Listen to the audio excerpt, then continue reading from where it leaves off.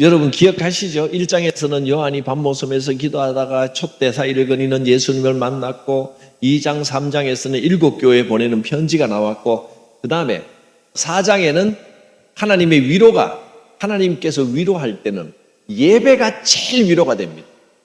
하늘나라의 예배를 보여주십니다. 하늘에 열린 문이 있어서 들어갔더니 거기 장엄한 보좌에 하나님이 계시고 예배를 드리고 있는데 24장로들과 천사들이 있고 둘러싼 수많은 순교자 의인들이 있고 앞에는 4 동물이 있고 어린 양이 있고 그리고 봉인된 두루마리가 있는데 누가 이걸 뗄 수 있느냐? 아무도 뗄 수 없는데 어린 양만 뗄 수 있다.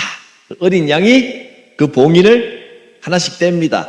첫째인, 둘째인, 셋째인, 넷째인까지 뗐을 때 4마리 나오고 그 다음에 5번째인을 뗄 때는 죽임당한 영혼들, 순교자들이 하나님 언제까지 참고 계시겠습니까? 우리를 좀 이걸 갚아주십시오 라고 하나님 앞에 신원을 하니까 그 수가 차기까지 기다려라.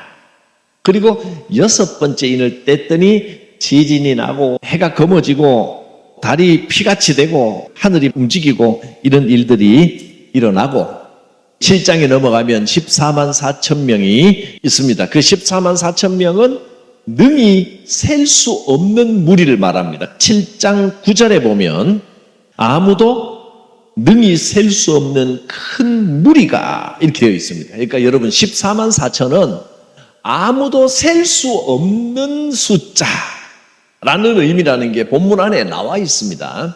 그리고 이제 그들의 노래 14만 4천의 노래가 나왔습니다. 그리고 7째인을 떼는데 7째인을 뗄 때 반 시간 동안 조용하더니 7 나팔을 가진 천사들이 나와서 하나씩 나팔을 부는데 첫 번째 나팔을 부니까 피 섞인 우박과 불이 땅에 떨어져서 땅 3분의 1이 타버립니다.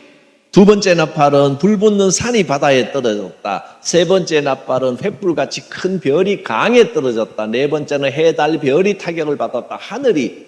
이것을 피 섞인 우박과 불이 무엇을 의미하는가, 앞으로 어떤 예언이 일어나는가 이렇게 적용시키려고 그러면 안 된단 말이에요.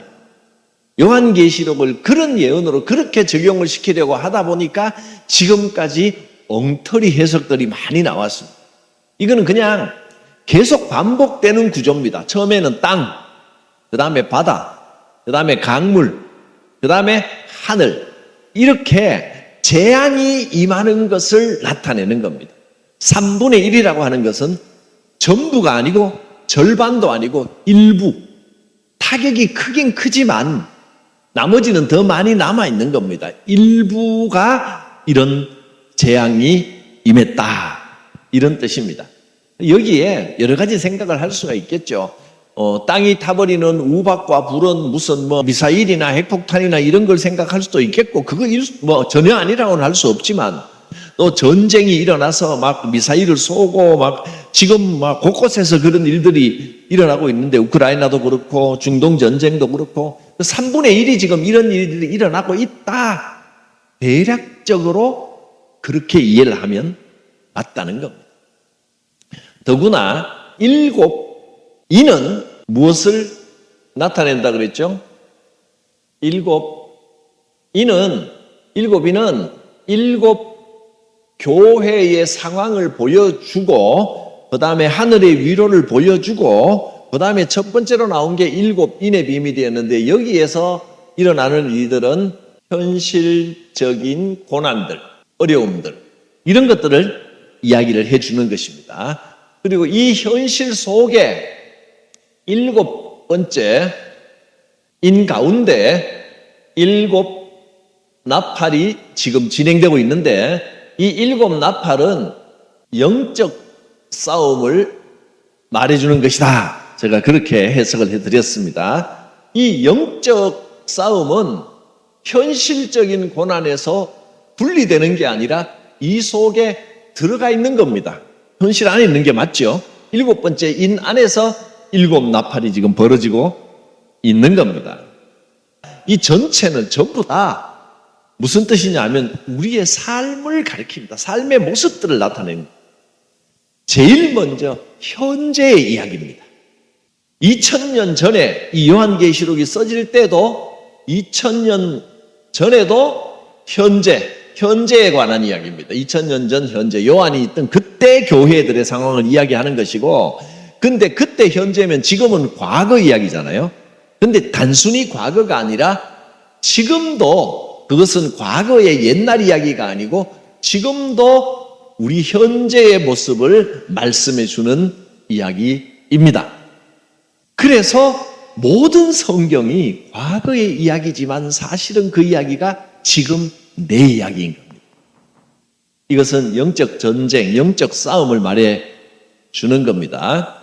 땅, 바다, 강, 하늘, 온 세상이 다 이런 어려움을, 영적 전쟁의 고난을 겪고 있다는 겁니다. 영적인 고난을 겪고 있습니다. 그리고 독수리가 외칩니다. 아직 3가지 화가 더 남았다. 화가 있을 것이다. 이렇게 독수리가 외쳤고, 5번째 나팔이 부니까 땅에 떨어진 별, 사탄이 등장을 합니다.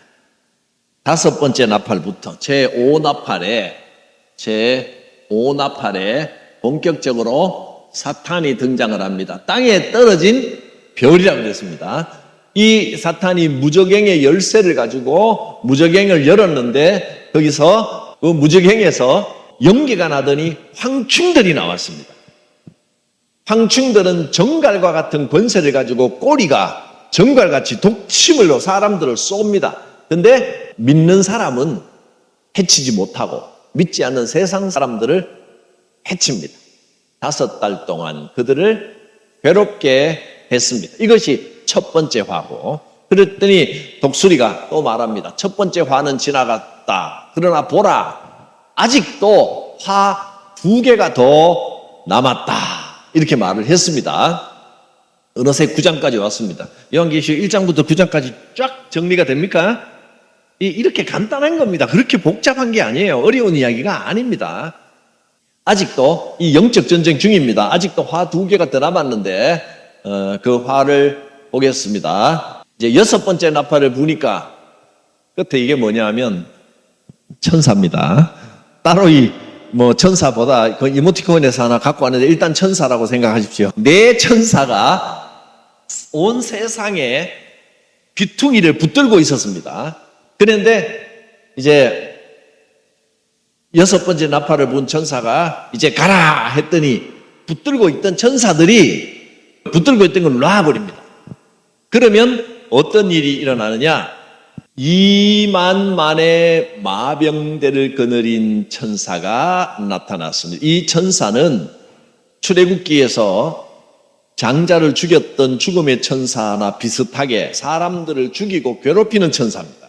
그런 역할을 맡은 천사가 2억 명의 마병대를 데리고 나왔는데, 이 마병대는 말은 말인데 꼬리가 뱀머리가 있어서 사람들을 무는 말입니다. 이 2만만의 마병대가 사람의 3분의 1을 죽였습니다. 이 전쟁을 의미하는 것일 수도 있고, 이것도 너무 직접적으로 딱 이거다 하고 연결시킬 필요는 없고, 지금 분위기나 흐름을 보니까 세상 돌아가는 이야기로구나 하는 걸 알 수가 있을 것입니다. 그 다음에 7번째 나팔 불기 전에 힘센 천사, 머리에는 무지개가 있고 얼굴은 빛나고 한 발은 땅에 한 발은 바다에 구름을 타고 있는 이 힘센 천사, 10장에 나타나는 힘센 천사.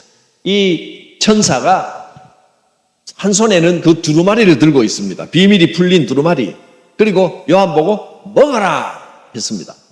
먹었더니 배에는 쓴데 입에는 달더라. 여기까지가 10장입니다.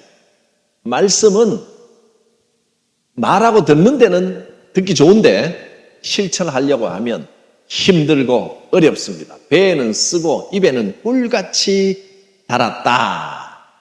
여기까지가 지금 6번째 나팔을 불고 중간에 일어나고 있는 일입니다. 이 천사는 제가 생각하기에는, 제 생각입니다, 누구를 말하는 것 같다고 했습니까? 과거 구약의 선지자들, 예언한 것이다. 이렇게 보니까 앞뒤가 딱 맞습니다. 힘센 천사, 선지자들, 예언자들, 강력하게 예언을 선포했던 그 예언자들, 그리고 그 예언자들의 말은 듣기는 좋은데 적용해서 해보면 굉장히 어렵기도 하고 힘들기도 하고 실천하기도 어렵고 그랬다. 그러니까 구약 성경의 예언서를 말하는 게 선지자들을 말하는 것이다 라고 보면 맞아 떨어집니다. 그리고 그 다음에 두 증인이 나옵니다. 이 두 증인은 누군지는 모르겠습니다. 모르겠는데 아마 예수님의 오심을 준비하는 세례 요한 같은 사람, 즉 모세와 엘리야라고 불렀습니다. 모세와 엘리야가 원래 메시아의 오시는 길을 준비하는 자들로 유대인들은 그렇게 생각을 했단 말이에요. 이 두 증인은 그 모세와 엘리야를 상징하는, 딱 모세와 엘리야는 아니지만 메시아의 오심을 예비하는 두 증인이 아니겠는가. 그러면 유대인들의 사상과 딱 맞아떨어집니다. 두 증인이 42달 동안 예언을 했습니다. 여기서 42달, 1260일, 3년 반, 이 기간이 굉장히 중요하게 나옵니다. 3년 반이나 1260일이나 42달이나 다 똑같습니다. 성전 바깥 마당이 성전 외의 이방인들의 지역이 이방인들이 자기들 마음대로 1260일을 막 짓밟았는데 이 두 증인이 나와서 예언을 하면서 이 두 증인은 두 감람나무와 두 촛대. 그러니까 감람나무는 거룩함의 상징이고 하나님의 기름 부으심의 상징이고 촛대는 뭐죠? 교회를 상징하는 거죠. 교회를 지키는 하나님의 거룩한 두 증인입니다. 모세와 엘리야가 생각이 나고 그리고 교회를 지키는 두 증인. 모세 오경과 예언서, 성경 전체를 말한다. 이런 의미도 되고 그렇습니다.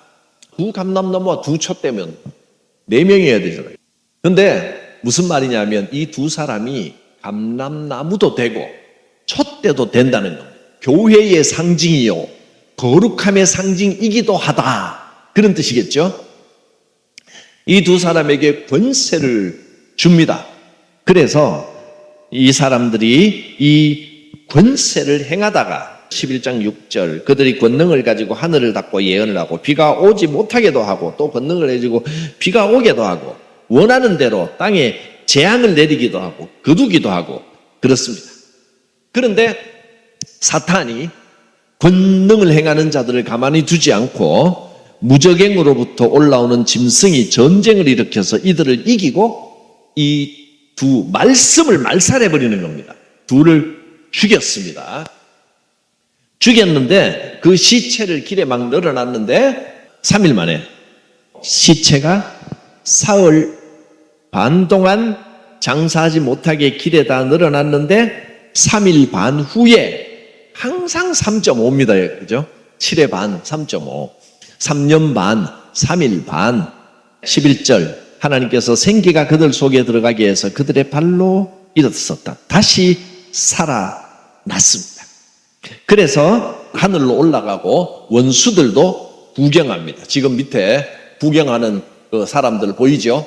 땅을 짓밟던 이방인들, 괴롭히던 자들, 이들이 두 감람나무와 두 촛대, 이 두 증인이 하늘로 올라가는 것을 봅니다. 그리고 큰 지진이 나서 10분의 1이 무너지고 7,000명이 죽습니다. 그 다음에 세 번째 아가 11장 15절부터 일곱째 천사가 나팔을 불 때 하늘에 큰 음성이 나더니 뭐라 그러고 합니까? 세상 나라 우리 주와 그리스도, 이제 본격적으로 주님, 그리스도, 왕노릇 다 나오죠. 왜냐하면 선지자 나왔죠. 두 증인 나왔죠. 율법과 예언서, 모세와 엘리야가 다 나왔기 때문에 이제 예수님이 등장할 차례입니다. 순서상. 이 지금까지 보니까 어떻습니까? 요한계시록은 교회의 고난에 관한 이야기고 또 예수님이 오실 거라는 예언에 관한 이야기고 오늘 12장은 실제로 예수님이 오셨다라는 증거입니다. 이렇게 생각하시면 쉽습니다. 정리가 좀 되셨죠? 요거 정리가 돼야 12장이 이해가 됩니다. 12장이 되게 복잡해 보이는데 이걸 정리가 되면 하나도 복잡하지 않습니다. 그러니까 어떻게 보면 요한계시록이 복음서하고 비슷하지 않습니까? 세례 요한이 올 것이고 세례 요한이 오고 난 다음에 예수님이 오신다. 예수님이 오실 것을 구약시대부터 예언이 되어 있었다. 이 이야기를 지금 하고 있는 거예요. 11장 마지막에는 예수님이 오실 준비입니다. 그리고 보좌 앞에 있는 24장로들이 화답합니다. 얼굴을 땅에 대고 하나님께 감사합니다. 하나님, 전에도 계셨고 영원히 계실 하나님께서 이런 일을 행하시고 이제 우리를 구원시키십니다. 그리고 이제 마지막 19절, 11장 마지막입니다. 19절. 하늘에 있는 하나님의 성전이 열리니 성전 안에 하나님의 언약 궤가 보이면 하나님의 말씀이 직접 땅에 그 영향을 미칩니다.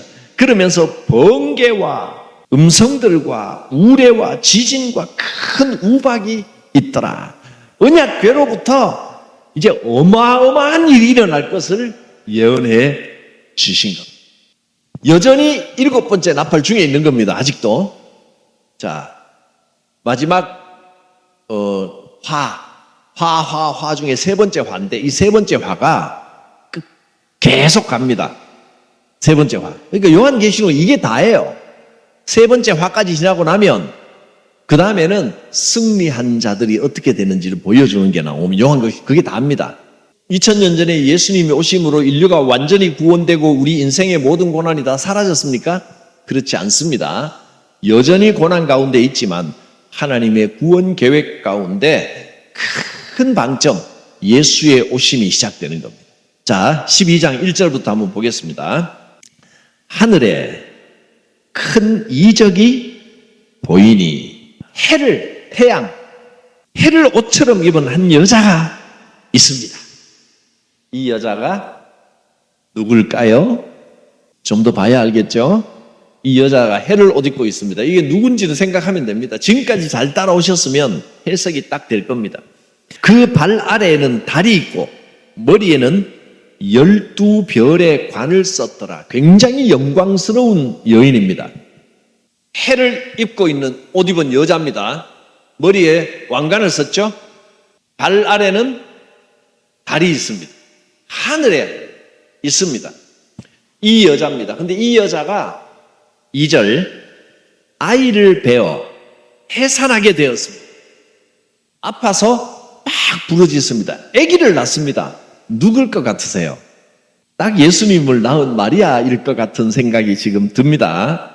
뒤에 나가면 확실히 마리아인데 마리아 3절 마리아를 이렇게 표현하는 겁니다. 지금 3절 하늘에 또 다른 이적이 보이는데 사탄이 가만히 있겠습니까? 예수님이 땅에 오시는데 사탄이 방해하려고 나오는 겁니다. 하늘에 또 다른 이적이 보이니 보라 한 큰 붉은 용이 있어. 머리가 7이요. 머리가 7개라는 건 상당히 지혜롭다는 이야기입니다. 엄청나게 지혜로운 자입니다. 그리고 뿔이 10개입니다. 7머리에 10개면 어떤 머리에는 1개만 뿔이 있고 어떤 머리에는 2개 뿔이 있고 이렇겠네요. 머리마다 10개 뿔이 있는 게 아니고 합하니까 뿔이 10개입니다. 그러니까 이거는 어느 머리에 몇 개 있고 이게 중요한 게 아니고 뿔이 10개라는 것은 7은 완전하다라는 뜻이지만 10개는 가득 찼다는 이야기입니다. 자기가 모든 걸 다 가졌다 이런 뜻입니다. 그 다음에 그뿐만 아닙니다. 여러 머리마다 각 머리에 7 왕관이 있습니다. 머리마다 하나씩 왕관을 쓰고 있습니다. 자기가 제일 잘났다. 권세와 권력과 지혜와 재물과 모든 걸 다 가진 자입니다. 세상 공중 권세를 가진 자입니다. 사탄입니다. 이 용이 꼬리로 하늘의 별 또 3분의 1입니다. 3분의 1을 끌어다가 땅에 던지더라. 그러니까 굉장히 영험한 척 하는 겁니다. 나는 하늘의 존재로 땅에서 역할을 하는 겁니다. 용이 해산하려고 하는 이 여자 앞에서 그가 해산하면 아이를 삼켜버리려고 예수께서 오지 못하도록 하려고 온갖 수를 씁니다. 헤롯이 예수님 태어난 것을 알고자 했는데 박사들이 알려주지 않아서 예수님이 어디 있는지 모르니까 어떻게 할까 궁리하다가 그때로부터 계산해보고 2살 밑에 남자아이들을 싹 다 죽여버렸습니다. 그 정도로 사탄이 예수님을 죽이려고 했다는 거예요. 실제로 역사에 헤롯 왕 때에 2살 이하 남자아이를 전부 다 죽여버린 기록이 있습니다. 그런 일이 일어났습니다. 그대로 지금 적고 있잖아요. 그러니까 요한이 무슨 마음으로 이 요한계시록을 어떤 마음을 품고 썼는지 충분히 이해가 가시겠죠? 미래에 일어날 일을 2000년, 3000년 후에 일어날 일을 예언을 해야 되겠다 하고 쓴 게 아니고 지금 교회가 받고 있는 고통과 예수님이 오심을 어떻게 표현하면 좋을까? 가장 장엄한 방식으로 표현을 하고 이렇게 써야 로마 사람들이 보고 불온서적으로 없애버리지를 않습니다. 무슨 말인지를 못 알아들어야지 로마 사람들이 딱 보고 예수가 나고 로마를 망하게 한다고? 이 불온서적이다. 다 걷어서 이거 읽는 사람들은 다 체포해라. 이러면 곤란하잖아요. 유대인들이 보면 다 알아듣게. 예수 믿는 사람들이 보면 알고 우리는 딱 보니까 마리아잖아요. 지금 딱 보니까 예수님이죠. 로마 사람들은 몰라요. 안 믿는 사람들은 모릅니다. 이 무슨 말인지를 영적인 지혜가 있는 사람만 지금 여러분이 제 말을 알아듣고 있는 겁니다. 5절. 근데 여자가 용이 삼키려고 했지만 결국 어떻게 아이를 낳았습니다. 이는 장차 철장으로 만국을 다스릴 남자라. 누굽니까? 예수님입니다. 철장 쇠몽둥이로 만국을 다스릴 자라. 그 아이를 하나님 앞과 그 보좌 앞으로 올려가더라. 아이가 승천했다라는 의미로도 보여지는데 그게 승천했다기보다는 이 아이는 하나님의 아들로 인정되었더라. 그런 의미. 실제로 아이가 둥둥 떠서 하늘에 올라간 게 아니고 하나님의 자녀, 하나님의 아들, 외아들로 인정받았다라는 뜻입니다. 그다음에 사탄이 가만히 있겠습니까? 하늘에 전쟁이 일어납니다. 미가엘과 그 사자들이, 미가엘은 천사 군대의 대장입니다. 천사장. 미가엘과 그 사자들, 천사들이 이 용과 싸웁니다. 그랬더니 용과 또 용의 부하들, 용과 그 사자들도 싸웁니다. 하늘에 전쟁이 일어납니다. 자, 예수님이 탄생하시니까 하늘에서 영적으로 사탄과 천사의 전쟁이 일어납니다. 위에는 미가엘의 군사들, 그 다음에 밑에 용이 있고 그 밑에 떨어지는 졸개 용들이 있죠. 이 용들이 패합니다. 집니다. 그래서 하늘에서 떨어집니다. 읽어보겠습니다. 8절. 이기지 못하여 용과 사자들이 이기지 못합니다.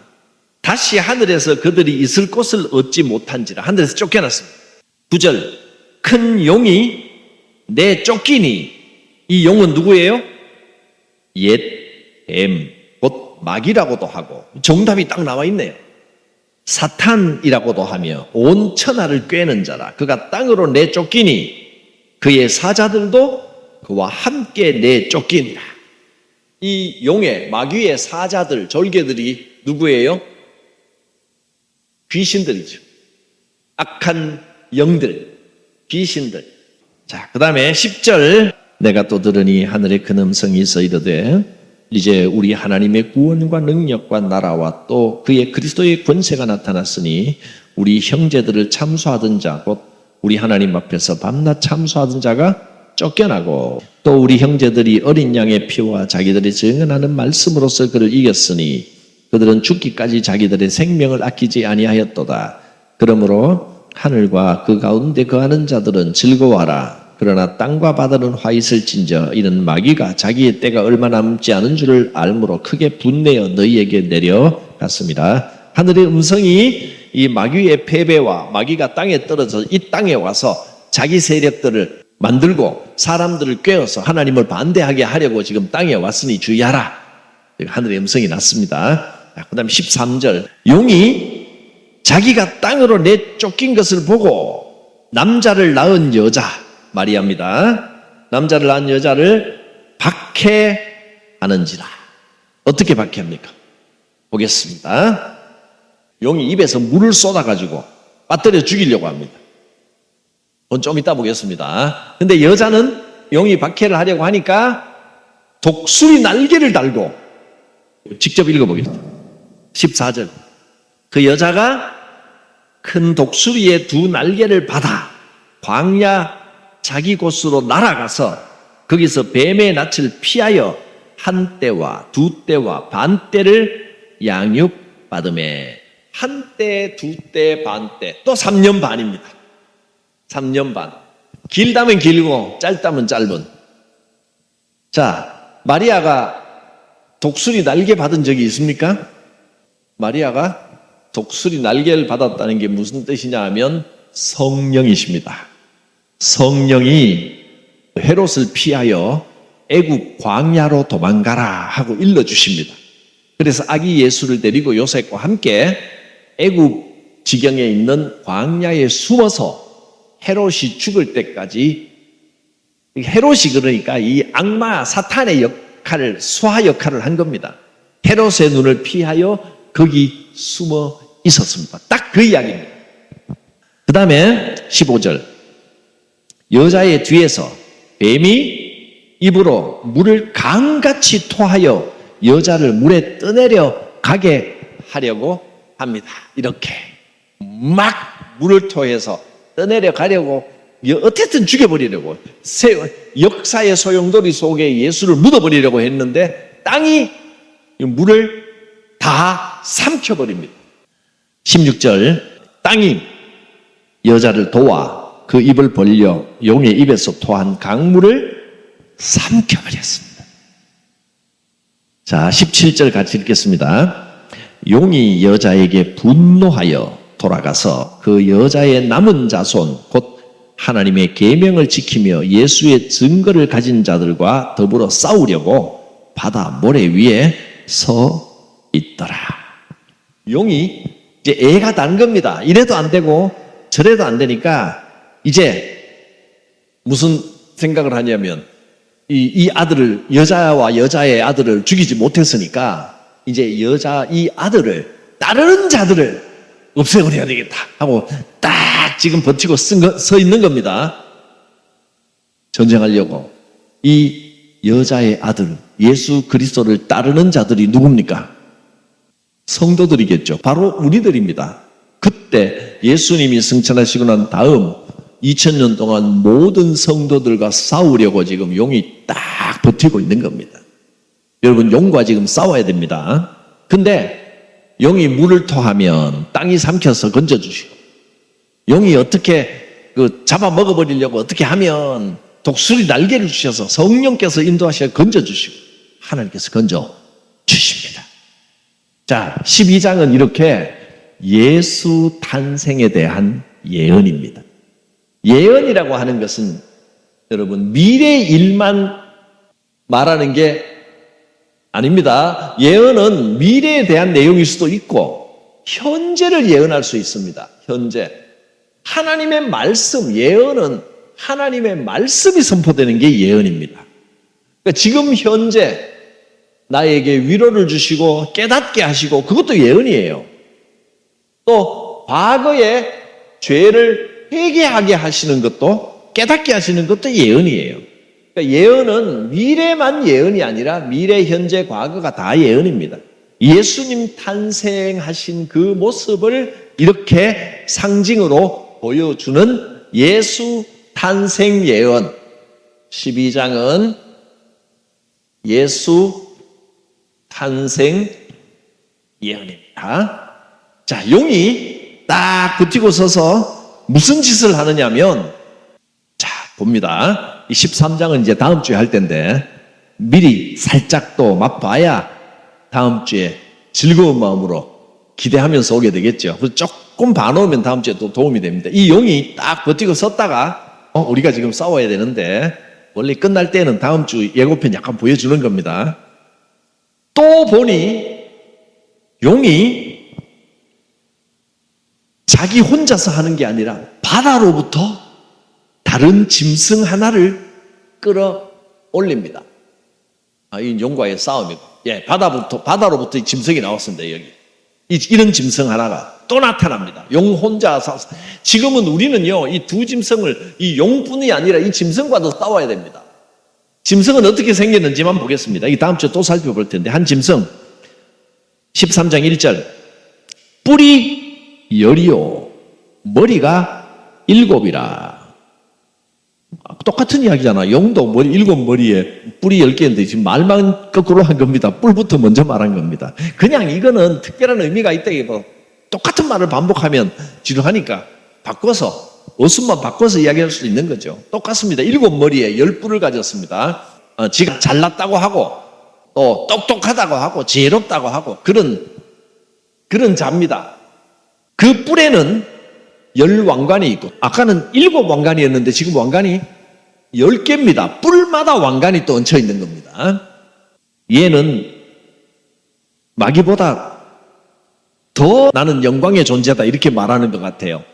용은 왕관이 7개였는데 머리마다 하나씩 쓰는데 얘는 뿔마다 하나씩 쓰고 있습니다. 그러니까 더 잘난 척하는 겁니다. 자기가 영광 받으려고 하는 존재입니다. 이 짐승은 그 머리마다 신성모독하는 이름들이 써져 있습니다. 그리고 이 짐승은 표범과 비슷하고, 지금 표범처럼 그려놨습니다. 발은 곰발 같고 입은 사자입 같은데 용이 자기 능력과 보좌와 큰 권세를 그에게 주었더라. 자, 이 짐승이 누굴까? 그 답은 다음 주에 살펴보겠습니다. 마귀가 자기의 힘과 능력과 권세와 지혜와 잘난 척하는 것과 교만함과 모든 걸 다 실어준 이 짐승, 굉장히 중요한 존재입니다. 이 짐승은 역사에 정확하게 나와 있습니다. 그리고 본문 안에 답이 다 나와 있습니다. 이 짐승이 바로 666 그 자입니다. 이 13장에 666이 이어서 나옵니다. 그거 666의 비밀은 이제 다음 주에 짐승과 두 번째 짐승과 666의 비밀입니다. 기도하겠습니다. 하나님, 천국의 영적인 비밀을 올바로 알 수 있는 지혜를 허락하여 주옵소서. 말씀의 은혜와 위로를 충만히 누리게 하옵소서. 예수님의 이름으로 기도드립니다. 아멘. 주 십자가를 지심으로 죄인을 구속하셨으니 그 피를 보고 믿는 자는 주님의 진노 면하겠네. 내가 그 피를 유월절 그 양의 피를 볼 때에 내가 너를 서가리라. 흉악한 죄인 괴수라도 예수는 능히 구원하네. 온몸을 피에 담글 때에 주님의 진노 면하겠네. 내가 그 피를 유월절 그 양의 피를 볼 때에 내가 널 넘어서 가리라. 심판할 때에 모든 백성 행한 일대로 보응받네. 주님의 피로 죄 씻으면 주님의 진노 면하겠네. 내가 그 피를 유월절 그 양의 피를 볼 때에 내가 널 넘어서 가리라. 구주의 사랑 크신 은혜 보혈의 능력 의지하세. 심판의 불이 내릴 때에 주님의 진노 면하겠네. 내가 그 피를 6월절 그 양의 피를 볼 때에 내가 널 넘어서 가리라.